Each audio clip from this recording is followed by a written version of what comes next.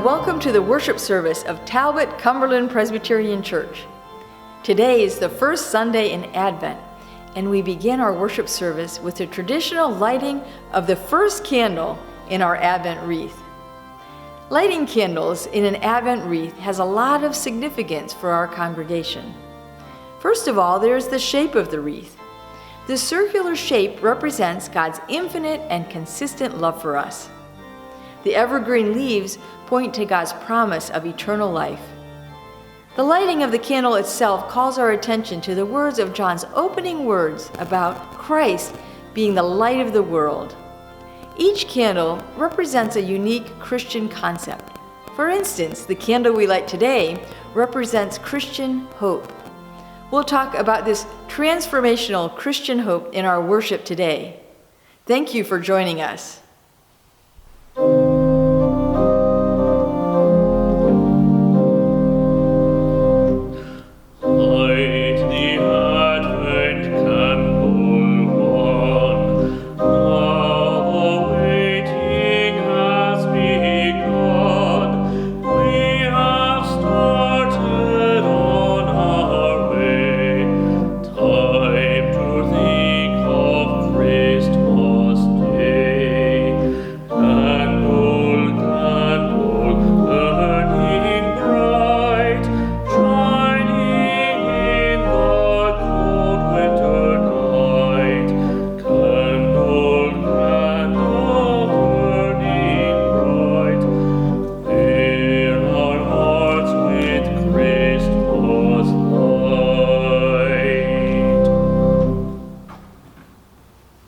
In the mid-1800s, Germany was primarily an agrarian society.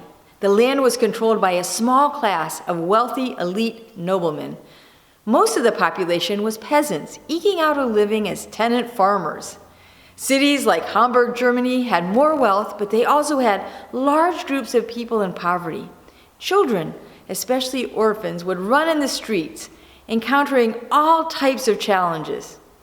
In 1833, Johann Wichern, a minister in Hamburg, saw what was happening to these children, and as a 25-year-old minister, he organized a Sunday school for these children, and then he opened a mission home to care for and educate neglected children. The home came to be known as the Rachas House, and it became a refuge for impoverished children, and even a place for children of wealthier families to come and study. There's an interesting story about this mission. During December, children in the house would always ask Johann Wichern if Christmas was here yet. He grew tired of always answering this question, and so he devised a way to show the children. In 1839, Pastor Wichern took an old cartwheel and he fashioned a large wreath around it, and he attached 20 small red candles and 4 large white candles to the ring. Every day throughout the week, he would light a candle, and on each Sunday, he would light one of the large white ones. The Advent wreath, as it became known, showed the children exactly how long they would have to wait until Christmas Day. Over time, his wreath became popular all over Germany and around the world. It is used in many homes, not with 24 candles anymore, but with just 4, or sometimes a 5th candle to celebrate the arrival of the Christ child. But in whatever form, the wreath helps us to do exactly what it did for the children in the Rachas house. It helps us look forward to the coming of Christmas. What in your life are you looking forward to? Children, of course, are looking forward to the holidays. As they grow, they may be looking forward to things like joining the band, or maybe playing on a soccer team, or going to camp. Young people may be looking forward to graduation from high school or from college, or to going to first jobs, or to getting promotions. We might look forward to getting something new or something we want. And those of us with children or grandchildren, we look forward to the days when those kids pass life milestones like learning to walk or to read or ride a bike, maybe how to swim or drive a car or get their own apartment.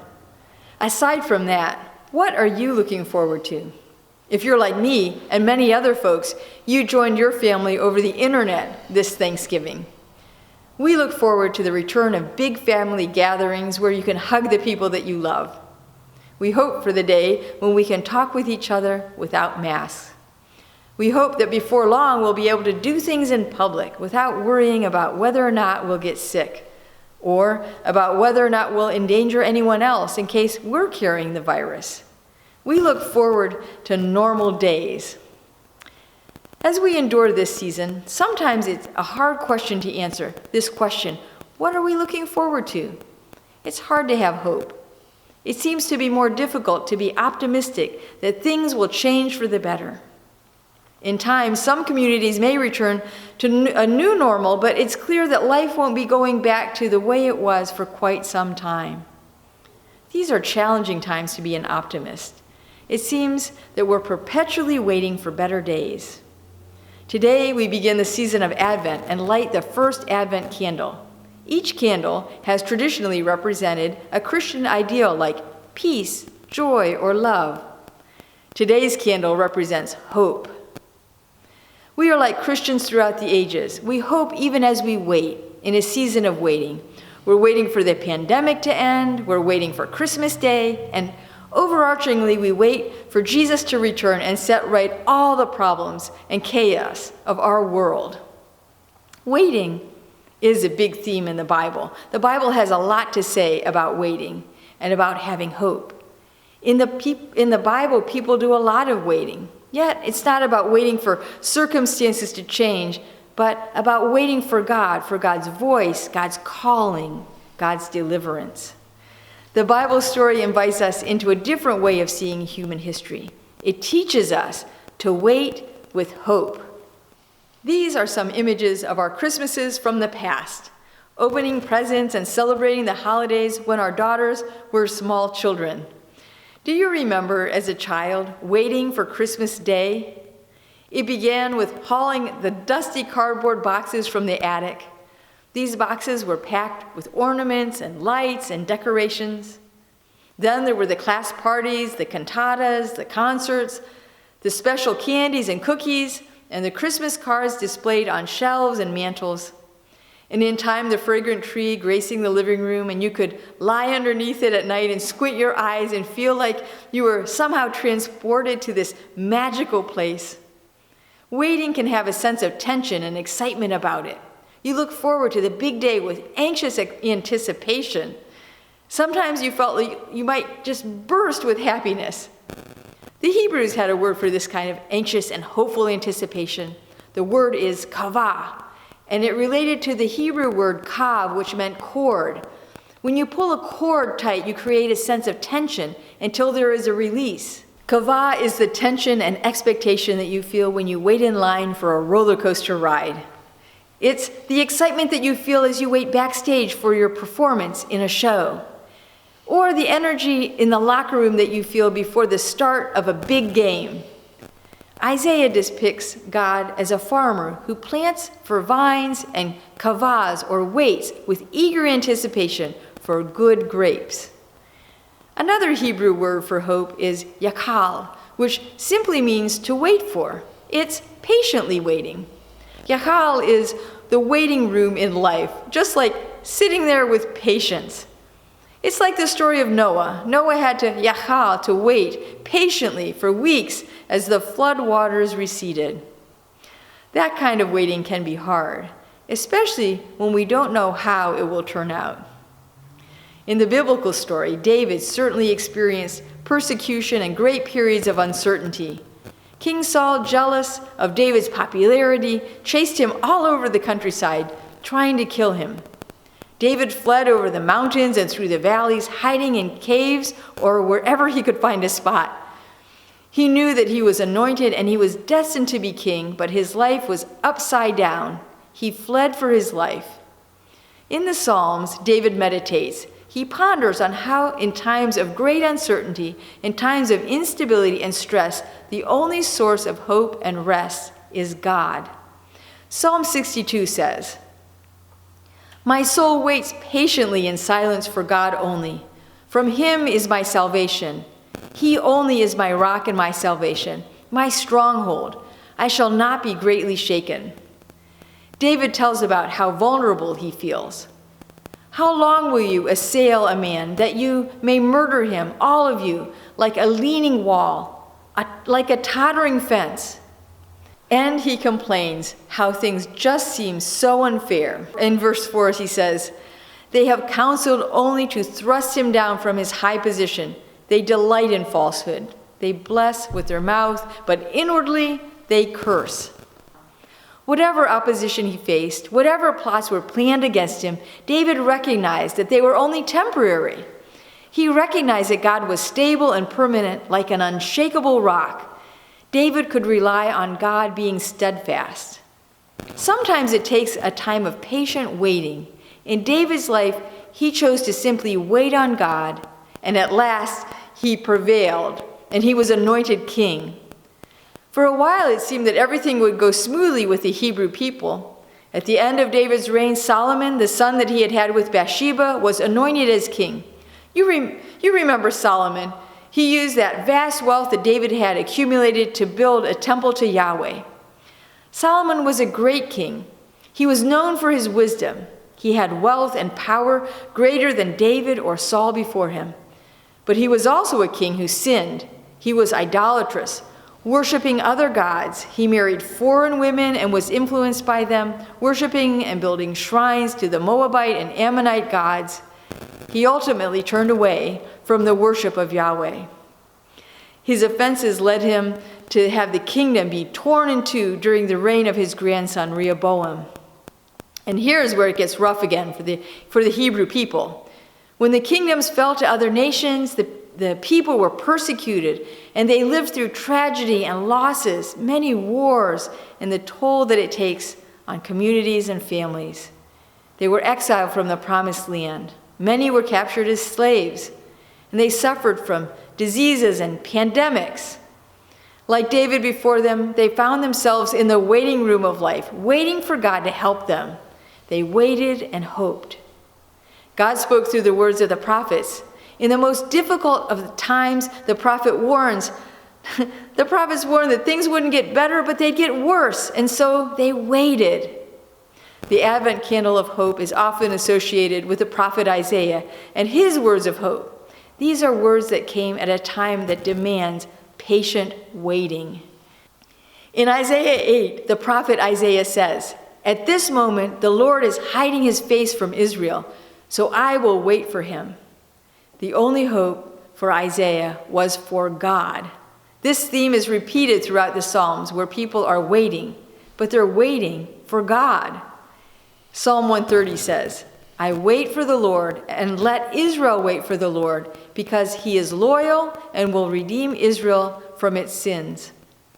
In this passage, the psalmist uses two kinds of words for waiting. He actually says, "I kavah for the Lord." I wait with anxious anticipation. And let Israel yachal. They must patiently wait for the Lord, because he is loyal and will redeem Israel from all of its sins. Through the difficult times, the Israelites did not hope for a change in circumstances. They hoped in God. This is different than optimism. Optimism is seeing the possibility for something new. Optimism is choosing to see in any situation how things could work out for the best.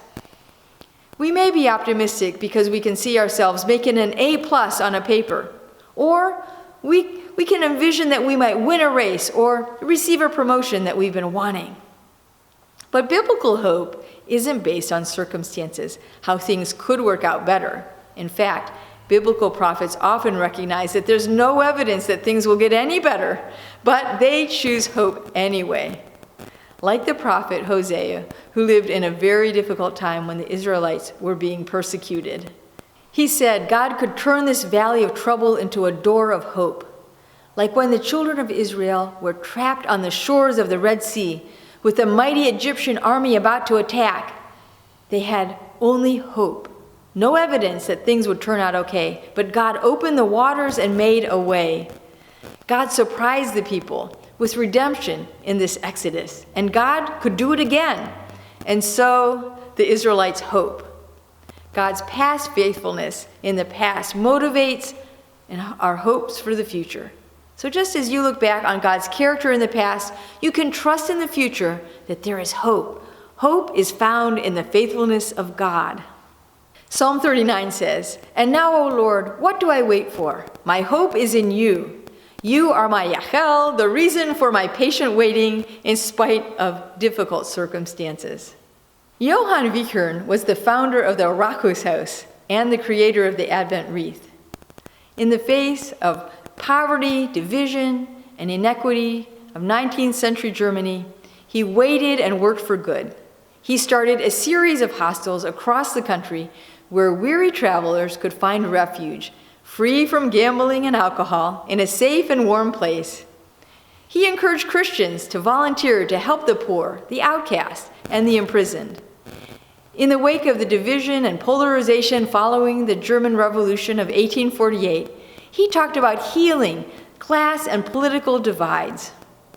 It wasn't mere optimism. It was waiting on God to transform a world for the good, to heal division and despair. Johann Wiechern became known as the founder of German Home Mission because of his hope and his work. Like Israel or Wiechern, we can wait on the Lord because we see God's faithfulness in the past. How has God been faithful in your life? Can you think of a time when you coincidentally met someone who changed your life?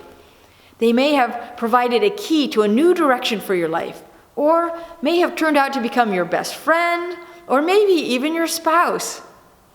Was there a time when, after much searching, an opportunity presented itself and you found yourself changed by experiences that you never would have anticipated?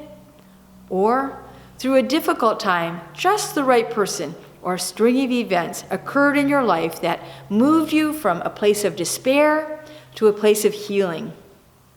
Times when unlikely coincidences that turned out to be great blessings remind us of God's faithfulness in our lives. What has God done in the world or in your own life that helps you trust and hope in God's providence? Paul speaks to our need to trust and hope in his letter to the house churches of Rome.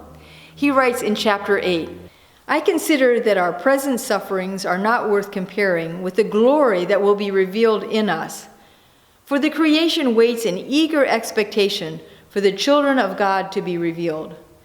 For the creation was subjected to frustration, not by its own choice, but by the will of the one who subjected it, in hope that the creation itself will be liberated from its bondage to decay and brought into the freedom and glory of the children of God." Eugene Peterson, in his Message Bible, translates this passage with these words, "That's why I don't think there's any comparison between the present hard times and the coming good times. The created world itself can hardly wait for what's coming next. Everything in creation is being more or less held back. God reins it in until both creation and all the creatures are ready and can be released at the same moment into the glorious times ahead. Meanwhile, the joyful anticipation deepens." Christian hope is the building of joyful anticipation. God is faithful to us, and God calls us to be faithful, not only in times when we can almost taste what we are anticipating, but also in times when we are in the long waiting room of life, when we can't be certain what the future will hold. But we know that God has done for us in the past good things, and we must continue with joyous hope. The great modern parable writer Theodore Geisel wrote over 60 children's books under the pen name Dr. Seuss. In one of his books, Horton Hatches the Egg, an elephant named Horton agrees to sit on an egg for a lazy bird. When the bird deserts Horton, he continues sitting on the egg through storms and winter blizzards. He sits on the egg despite being mocked, threatened by hunters, and imprisoned, even exhibited in a circus. Despite all this, he refuses to leave the egg, saying, "I meant what I said, and I said what I meant. An elephant's faithful, 100%. He continues hoping and waiting in spite of the danger and the mocking. And in turn, in the story, Dr. Seuss crafts an unexpected and delightful ending. Horton's hope is rewarded. We too are called to wait, and sometimes it's hard to be in this waiting room of life. In the season of Advent, we wait for God's glorious future to be revealed. And as we wait, our hope deepens.